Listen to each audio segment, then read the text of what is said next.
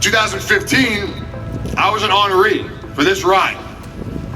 I stood on this stage and I told you that I will be back, that I will earn my spot back to where I belong, back onto a detachment, and back into combat. And I am extremely proud and grateful and thankful to say that 2 months after that, I was back in Afghanistan.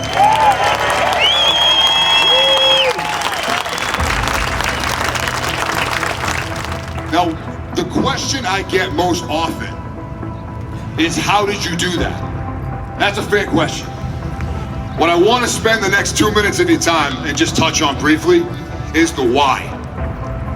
Because the why is deeply rooted within the how.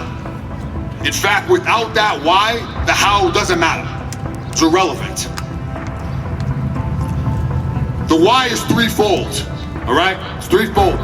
The first, as I'm willing to bet every single person here can relate to, because this is Boston, this is Massachusetts. The first is I'm stubborn. I'm stubborn. And as much as I need to win, I hate to lose more.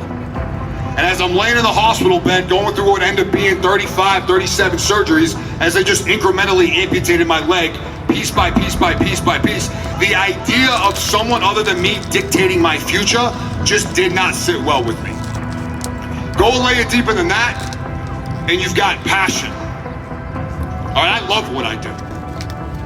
In fact, I consider it to be the greatest honor a person can take on, to pledge themselves to a society in which we will defend at all costs, no matter what.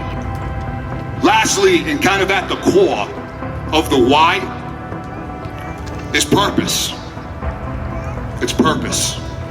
I am fortunate to have identified what my purpose is in this life, something many people struggle to find themselves floating. What am I doing here? What's the point of all this?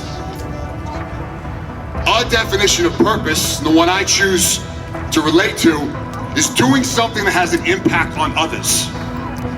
To me, that's purpose. I chose during my journey to focus on a single word. That word is faith. Our definition of faith is a firm belief in something for which there is no proof. And as I began my journey to get back onto a team with one leg, something that had not happened before, I was pursuing something that nobody believed to be possible. Nobody. You know what? That was all right. Because I believed in it enough to continue to pursue it. If you believe in something enough, and you are willing to do what it takes to make it real, there is nothing that's impossible.